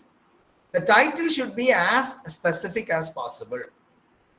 Your title should be as specific as possible. That means you have to avoid general titles. If you put a title, a general title, it should not give a clear idea in the minds of the readers or the audience regarding the points you are explored or analyzed. For example, if you put a title on role of Kudumbashree mission in Kerala, it will not convey any specific meaning as to what kind of roles you are going to assess. Because the mission Kudumbashree is performing multiple roles. It has 16 departments, because I personally had experience with Kudumbashree. Instead, you can put the title more specifically as role of Kudumbashree mission in economic empowerment of women in Kerala. Then it becomes a specific title, because we are going to assess the role performed by Kudumbashree mission in Kerala for the economic empowerment of the women community in Kerala. So it becomes more specific. One more thing you have to bear in mind is your title should always have a positive connection with your objectives. That is what we are always asking whenever a person appearing for a doctoral committee interview, as well as pre-submission YOC. At that point of time, we are trying to establish some connection between the title as well as the objectives. So your title should have some positive connection with the objectives, or in other words, your objectives should have a positive connection with your title. So that you need to establish. And your title need to spell out the relation between variables also. If your title is giving an idea about the relationship expected between the variables, then the title is considered to be a good title. In the example just now I pointed out, if we are going to assess the role of Kudumbashree on economic empowerment of women in Kerala, it reflects what we are going to study. Here we are going to analyze the relation between activities of Kudumbashree mission and the resultant economic empowerment. In that way, your title should state the expected relationship between variables. Another aspect is regarding the brevity of your title. So try to limit your title up to 15 words, or title maximum 15 words is essential. And one more thing you need to remember is never use abbreviations in your title, like MSME or something like that. Sometimes the students are tempted to write GOVT instead of government in the title itself. That is not good. And regarding the styles of writing title is not that much important at this point of time, because now this particular program is meant for writing the coursework examination. So I am not entering into all these things in detail. And the second part is regarding body of the report. Second part is regarding the body of the report. Actually, in the first part, we explained only the title. In addition to the title, there are different other parts. There are different other parts also. What are they? See here, in addition to the title, there are researcher's declaration is there, research supervisor's certificate is there, acknowledgements is there. What is researcher's declaration?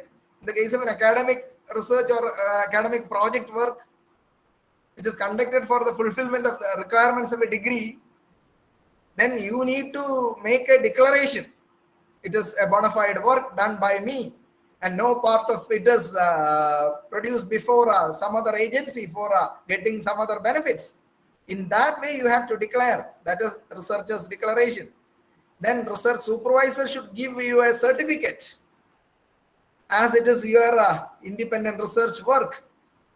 And he should give permission to submit the same also. Then the acknowledgement part is there, table of contents is there, list of tables is there, list of graphs and charts is there, and an executive summary is also there. These are the various parts involved in the research report. Then comes the second aspect, that is the body of the report. Body of the report. So the body of the report, which is placed immediately after the preliminary items, is the core aspect of your thesis or your research report. The preliminary aspects as well as the terminal aspects, these are all technical things. The actual report is the body part. That is why it is the major and main part of the report. It covers the formulation of the problem study, the methodology, the findings, the discussion, summary of findings, recommendations and all. So we can divide the entire parts into several chapters. So before proceeding into various contents of the body part, one thing you need to remember is that you should ensure a smooth flow of ideas from the beginning of the report till the end of the report. So there should be a proper forward and backward integration of ideas in the report. Otherwise, what will happen? There will not be any interest from the part of the reader. So you should ensure a clear-cut flow of ideas from the beginning till the end. Ensure a proper flow of reading. There should be a connection between sentences, ideas, etc. Then regarding various parts, as we all know, the first chapter will be an introduction. This is the first chapter in the body of the research report. It is devoted for introducing the theoretical background of the problem, the definitions and formulations. So in this chapter, we are providing sufficient background information which will help the readers to understand and evaluate the results of the present study without needing to refer the previous publications on the topic. because we have already cited all the previous publications, topics and all. By going through the introduction chapter itself, the reader will get a comprehend idea regarding the entire things which are stated in the or which we are going to explore. So in this chapter, you need to give proper citations, support your arguments with the data, and the introduction chapter itself can be segregated into different sections like theoretical background of the topic, statement of the problem, review of literature. This we can place as a separate chapter also. The objectives of the study, the hypothesis, the scope of the present study, definitions or operational definition. In that way, we can divide the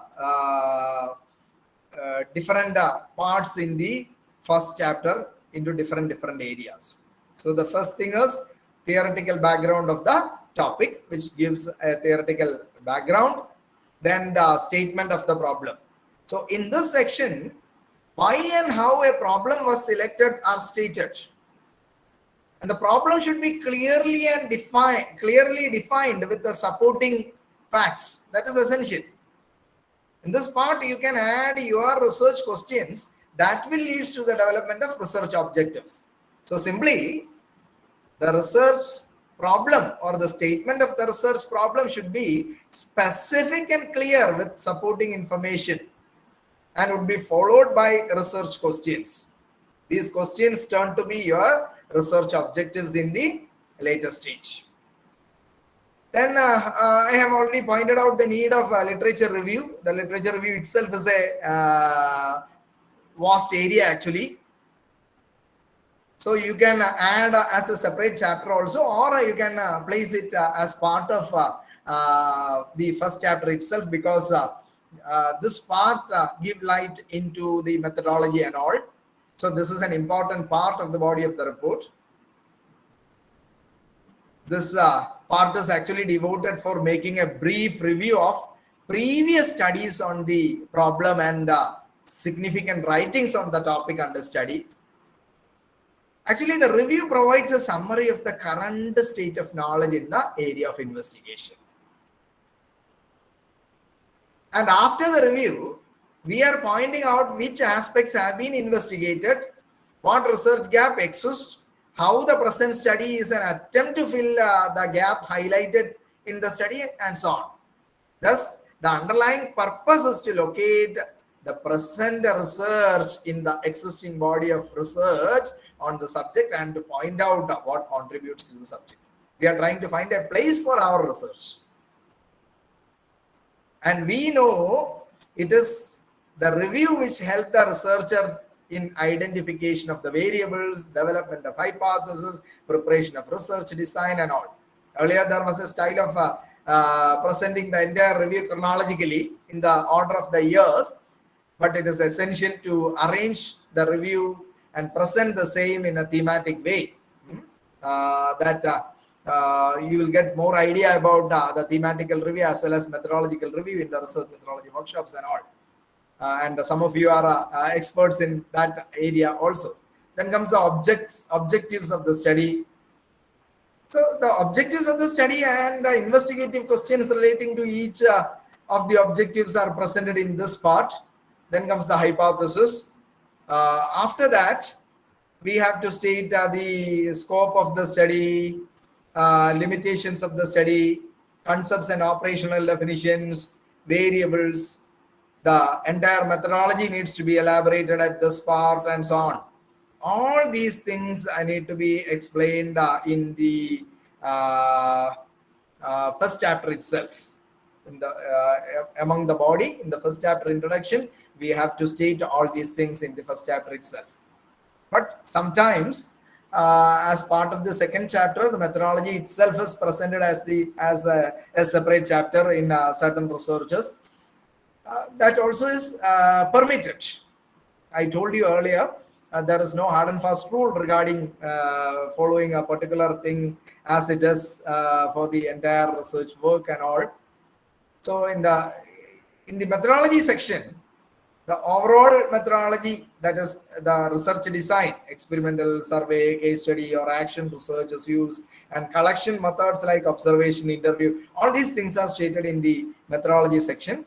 Here we may have some subsections like sources of data, the sampling plan, data collection instruments, field work, data processing and analysis plan, an overview of the entire report, limitations of the study. All these things we need to state in this part. Okay, this is regarding the body of the report. Then comes the theoretical framework area. Here we are trying to establish the relationship of the existing theory with the research problem. Try to define all your concepts, variables, etc. From the existing theory or with the help of the existing theory itself. And by evolving the theory with the help of the evolving the theoretical background with the help of the existing theory, actually you are explaining the relevance of your research topic itself. And at this point of time, you will be in a position to give a conceptual model for your research also, your variables, everything. You will be able to give a clear-cut explanation about all these things. Then comes the last chapter.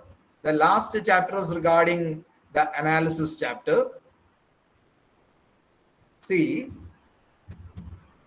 this data analysis and interpretation chapter is also very important chapter. So I just pointed out 3 important chapters. One is the introduction chapter.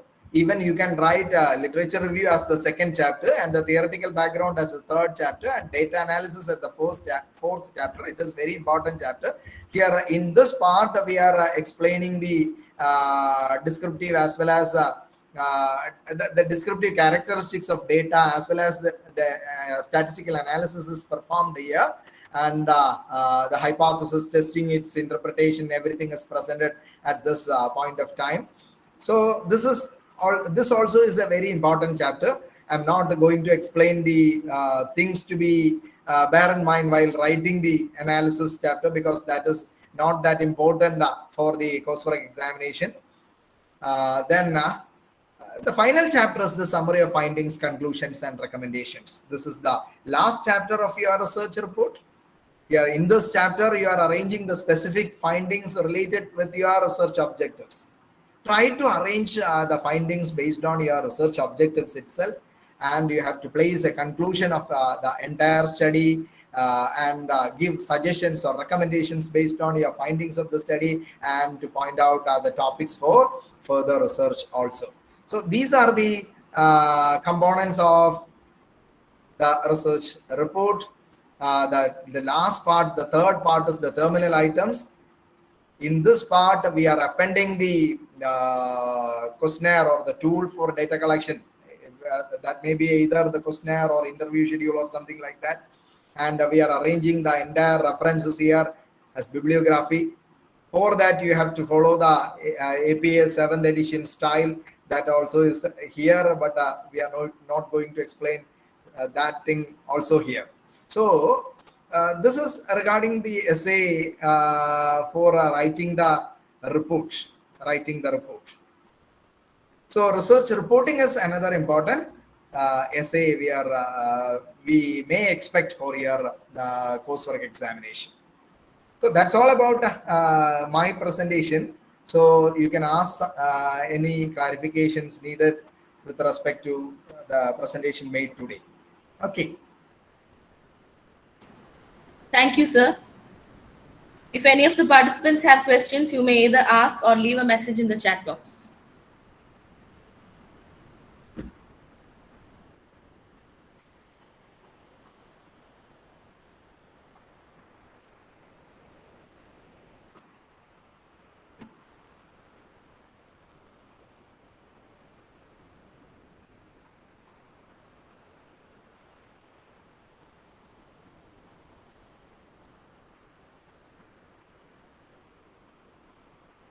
Impact and influence.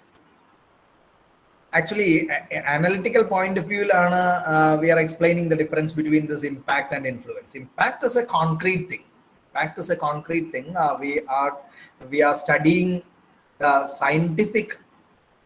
scientifically the topmost influence. We can say it as the topmost influence. But the influence may or may not change the result, or it നമുക്ക് concrete ആയിട്ട് പറയാൻ പറ്റില്ല എന്താണ് അതിന്റെ ഫലമായിട്ട് ഇത് സംഭവിച്ചു എന്ന് കോൺക്രീറ്റ് ആയിട്ട് പറയാൻ പറ്റില്ല. പക്ഷേ ഇമ്പാക്റ്റ് ആണെന്നുണ്ടെങ്കിൽ എന്താണോ നമ്മൾ പഠിക്കുന്നത് അതിന്റെ ഫലമായിട്ട് നമ്മൾ പ്രതീക്ഷിക്കുന്ന ഒരു റിസൾട്ട് ഉണ്ടായി കഴിഞ്ഞിട്ടുണ്ടായിരിക്കും. അവിടെയാണ് നമ്മൾ ഇമ്പാക്റ്റ് പഠിക്കുമ്പോൾ. അതുകൊണ്ടാണ് എക്സ്പെരിമെന്റൽ റിസർച്ച് ഡിസൈനിൽ ആ ഒരു സ്റ്റൈൽ നമ്മൾ അഡോപ്റ്റ് ചെയ്യും എന്ന് പറഞ്ഞത്. പ്രീ പോസ്റ്റ് ഡിസൈൻ എന്ന് പറയുന്ന സ്റ്റൈൽ അഡോപ്റ്റ് ചെയ്യും. ഇപ്പോൾ when you are studying the experimental research design, pre-post research design നമ്മൾ അവിടെ പഠിക്കുന്നുണ്ട്. അവിടെ എല്ലാം ട്രീറ്റ്മെന്റ് ഇഫക്റ്റ് എന്ന് പറയുന്ന സംഗതി നമ്മൾ പഠിക്കുന്നത് എങ്ങനെയാണ് എക്സ്പെരിമെന്റൽ ഗ്രൂപ്പിനെയും കൺട്രോൾ ഗ്രൂപ്പിനെയും വെച്ചിട്ടാണ്. രണ്ട് പാറ്റേണിലാണ് നമ്മൾ പഠിക്കുക. ഒന്നുകിൽ pre post or otherwise we are using the experimental group as well as control group.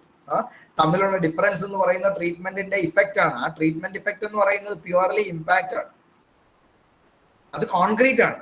Other one is കുറച്ചുകൂടെ അബ്സ്ട്രാക്റ്റ് ആയിട്ട് പറയുന്ന ഒരു ടെർമിനോളജിയാണ്. അതുകൊണ്ടാണ് ജനറലി ഇമ്പാക്റ്റ് എന്ന് പറയുന്നത് സാധാരണഗതിയിൽ നമ്മൾ കൂടുതലായിട്ട് ടൈറ്റിൽ വെക്കുകയാണെന്നുണ്ടെങ്കിൽ അതിന് വേണ്ടിയിട്ടുള്ള ഒരു ഡിസൈൻ എന്ന് പറയുന്നത് നമ്മളുടെ മനസ്സിൽ വ്യക്തമായിട്ട് ഉണ്ടായിരിക്കണം. Shamim, actually research design itself is a very vast area. നമുക്ക് കുറച്ച് സമയം കൊണ്ട് പറയാൻ കഴിയുന്ന ഒരു കാര്യമല്ല. എന്താണ് റിസർച്ച് ഡിസൈൻ എന്ന് നിങ്ങൾക്ക് അറിയാം അല്ലേ? Research design is a design for doing the research, or it's a plan of action for doing the research, for conducting the research. That the meaning itself can be explained in two different sense. Either that can be explained in a broad sense or in a narrow sense. In its broad sense, it is considered as a master plan which cover all the steps in the research process, starting from selection and formulation of the research problem till writing the research report. Everything if we planned, that is called a master plan of research design. Actually, nowadays we are using that term research design in its narrow sense, as it is a model for hypothesis testing. It's a model for hypothesis testing. Or in other words, it explains only three aspects: collection, measurement, and analysis of data. How we are going to collect data, how we are going to measure data, what kind of descriptive statistics are going to use in our research inquiry, and what all inferential statistics are going to use, or what are the techniques used for establishing the findings and all. So our sense il ninnittana nammal innu research design explain cheyyunnathu. And as I told you in the first part, based on the various types of research, exploratory research, descriptive research, diagnostic research, and experimental research, we can explain the research design also. The design which is used for exploring a research problem is called exploratory research design. It's a flexible research design in which we are adopting only three means. One is literature survey, the second one is survey of experienced persons, and the third one is analysis of insight stimulating cases. And the second aspect is descriptive and diagnostic research design. There the purpose itself is to describe the characteristics of the phenomenon, describe different variables, or sometimes to find the root cause of a problem. So there we are using a somewhat rigid structure. So there a structured design is used in which we decide earlier about the data collection methods, the data analysis techniques, and so on. And in the case of experimental design also, we are trying to establish the relationship between variables, two set of variables. One is independent variable and dependent variable, and as we know, there are certain other variables which may influence the relationship between independent variable and dependent variable. Normally we term it as extraneous variables. We need to control the influence of all other variables while establishing the relationship between dependent variable and independent variable. There we use experimental research design. And among the experimental research designs itself, there are different types of experimental research designs. If I start explaining all the various types of experimental research design, it will take more than 1.5 hours. So that we will discuss in another session. Okay.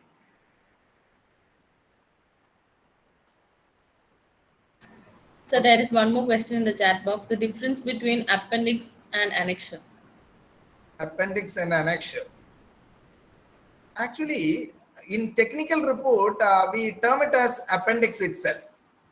What is appendix actually? When we append something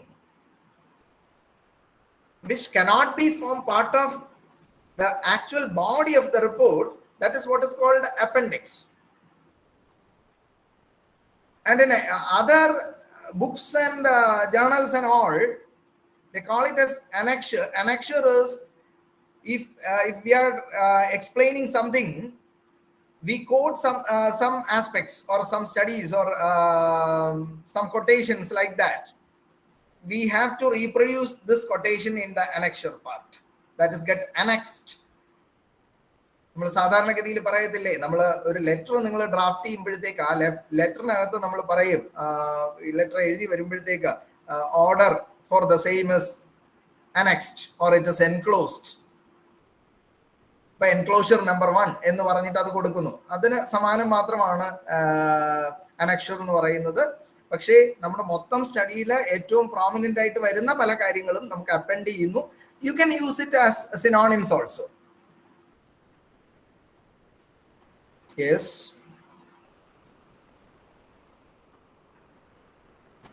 Any more questions? Sir. Yes. Sir, I am Sumesh, research scholar, ST College. Sir, നമ്മൾ impact assess ചെയ്യുമ്പോഴത്തേക്കും പോസ്റ്റും പ്രീയും same years തന്നെ എടുക്കണമെന്ന് നിർബന്ധമുണ്ട് sir? പോസ്റ്റും പ്രീയും same years എടുക്കാൻ പറ്റില്ല. അതായത് എന്താണ് നിങ്ങളുടെ പ്രോബ്ലത്തിന്റെ നേച്ചർ എന്നുള്ളതിനെ ആശ്രയിച്ചിട്ടാണ് ഇരിക്കുന്നത്. അതാണ് ഞാൻ പറഞ്ഞത്. ഇപ്പൊ ഞാൻ എൻ്റെ സ്റ്റഡിയിൽ ഇമ്പാക്ട് ഓഫ് മെക്കനൈസേഷൻ പഠിക്കുന്നു. അപ്പൊ ഇമ്പാക്ട് ഓഫ് മെക്കനൈസേഷൻ പഠിക്കണമെങ്കിൽ മെക്കനൈസേഷൻ വന്നതിന് മുമ്പുള്ള പീരീഡും വരുന്നതിന് മുമ്പുള്ള പീരീഡും മെക്കനൈസേഷൻ വന്നതിന് ശേഷമുള്ള പീരീഡും തമ്മിലല്ലേ കമ്പയർ ചെയ്യാൻ പറ്റത്തുള്ളൂ. അപ്പൊ അത് സെയിം പീരീഡിലല്ലല്ലോ നമ്മൾ പഠിക്കുന്നത്. അവിടെയാണ് ഞാൻ പ്രശ്നം നേരിട്ടത്. മെക്കനൈസേഷൻ വന്നത് 51-ലാണ്. 1951 മുമ്പുള്ളതും 1951 ശേഷം മെക്കനൈസേഷൻ വന്നതിന് ശേഷം ഒരു 60-70കളിലുള്ളതുമായിട്ടുള്ള ഡേറ്റ തമ്മിൽ കമ്പയർ ചെയ്യേണ്ടി വരും. അപ്പൊ നമുക്ക് ഇപ്പം ഇമ്പാക്ട് നമ്മൾ പഠിക്കുമ്പോഴത്തേക്ക് നമ്മളൊരു പുതിയ മെഡിസിൻ കണ്ടെത്തി, ഒരു രോഗത്തിന് വേണ്ടി ഒരു പുതിയ മെഡിസിൻ കണ്ടെത്തി. എങ്ങനെയാണ് അതിന്റെ ഇമ്പാക്ട് മെഷർ ചെയ്യാൻ സാധിക്കുന്നത്? ആ മെഡിസിൻ വരുന്നതിന് മുമ്പ് രോഗം ഉള്ളപ്പോഴുള്ള അയാളുടെ അവസ്ഥയും മെഡിസിൻ കൊടുത്തതിന് ശേഷം അയാൾക്ക് ആ അവസ്ഥകളിൽ ഉണ്ടായ ചേഞ്ചും തമ്മിലല്ലേ നമ്മൾ മെഷർ ചെയ്യുന്നത്. അത് നേച്ചർ ഓഫ് പ്രോബ്ലം ഡിപ്പെൻഡ് ചെയ്തിട്ടാണ് അതിന്റെ ടൈമിംഗ് ഒക്കെ ഫിക്സ് ചെയ്യാൻ പറ്റുന്നത്. Okay sir. സാർ അതേപോലെ തന്നെ ഇമ്പാക്ട് അസസ് ചെയ്യണമെങ്കിൽ ഇത്ര ഇയർ കഴിയണം, അങ്ങനെ എന്തെങ്കിലും ഒരു ടൈം പീരിയഡ് ഫിക്സ്? നോർമലി ഏതെങ്കിലും ഒരു ഇപ്പൊ സോഷ്യൽ പ്രോജക്ട്സ് ഒക്കെ ആകുമ്പോഴത്തേക്ക് പ്രോജക്ട് ഇംപ്ലിമെന്റ് ചെയ്ത് കഴിഞ്ഞാൽ ഒരു 3 years എങ്കിലും ആകാതെ നമുക്ക് അതുകൊണ്ട് ഇന്ന സ്വാധീനം ഉണ്ടായി എന്ന് പറയാൻ പറ്റുമോ? അതുകൊണ്ടാണ് പറയുന്നത് നോർമലി 3 to 5 years കഴിഞ്ഞതിന് ശേഷം ഒരു കാര്യത്തിന്റെ ഇമ്പാക്ട് നോക്കുന്നതായിരിക്കും നല്ലത് എന്ന്. Okay, thanks. Okay.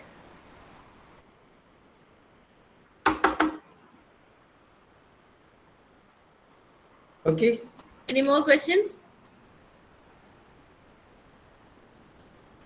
Okay, thank you, sir, for such a fruitful session. It was really helpful and we learned a lot. Now, I invite Ms. Arya Thompson, Research Scholar, Department of Commerce, ST College, Alappuzha, to render the vote of thanks. Good afternoon, all. It's a great pleasure to deliver vote of thanks for this informative section and to thank all who have helped us in making this program a great success. First of all, I would like to thank our distinguished chief guest, Dr. Biju T. Sir, Associate Professor, Department of Commerce, University of Kerala. It was an excellent section which detailed on the topic research report writing, and it will be very useful for those who are preparing for the coursework examination. The section was very informative, and I'm pretty sure that we all gained something new and something more. With wholeheartedly, thank you, sir. Thank you so much. I would like to I would like to express my sincere gratitude to Dr. Krishnan sir, HOD, PG and Research Department of Commerce, SD College, Alapura, for his guidance, moral support, and presence in this program from start to end with whole energy. Thank you, sir. Next, I would like to thank all the faculty members in the Department of Commerce, SD College, Alapura. Thank you, teachers, for your support and guidance throughout the program. And I am happy to express vote of thanks to our dear coordinators of all sections who have been running around and doing a lot of things. Thank you, dear coordinators. Finally, I thank our wonderful and enthusiastic participants who turned this program a successful one. To conclude that, in the first section, as Gabriel Simon sir said that all the research scholars should carry out their research work as a joyful process. I also wish all the scholars to have a wonderful research journey. Once again, thank you all and have a nice evening. Biju സാറേ, Thank you, sir. Thank you very much സാറേ. അത് ഭംഗിയായിട്ട് നടന്നു. എല്ലാ പാർട്ടിസിപ്പൻസിനും പ്രത്യേകം നന്ദി. ഇങ്ങനൊരു programme ചെയ്യൽ. ബിജു സാറേ, ഞങ്ങൾ we are also planning for a detailed coursework program in April. Hopefully you can join us at that time as well. Details ഞാൻ പിന്നീട് സാറിനെ അറിയിക്കാം. ശരി സർ, ശരി. Okay. Thank you. Happy to associate with the SD College. Thank you, sir. Pleasure joining us. Thank you once again. Thank you, sir. Danny, ഒന്ന് recording stop ചെയ്യണേ. ശരി. So thank you all the participants. We hope you will join us for future programs organized by our department, primarily focusing on research